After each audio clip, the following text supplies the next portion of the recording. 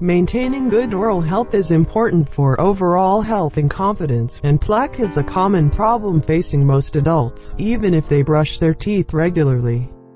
Plaque turns to tartar when left alone. It's formed by accumulated bacteria in your mouth.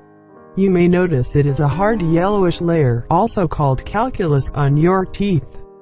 To remove tartar, it usually requires a visit to your dentist. However, you can remove it yourself at home using baking soda. How to use baking soda.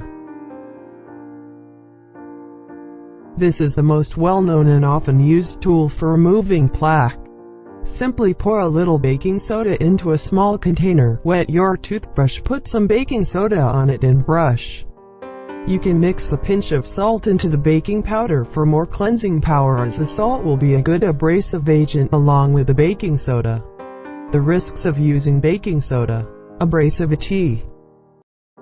There's a term used in oral hygiene product world called relative den abrasivity, or RDA.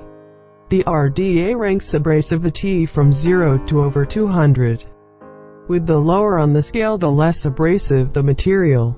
Baking soda is only a 7 on the RDA scale. So, at first glance, it seems that baking used consciously isn't too abrasive. Aluminum in baking soda. This is a common cultural myth. Baking soda does not contain aluminum. Despite the confusion caused by some product manufacturers labeling aluminum-free baking soda on their ingredient list, baking soda doesn't have any aluminum in it.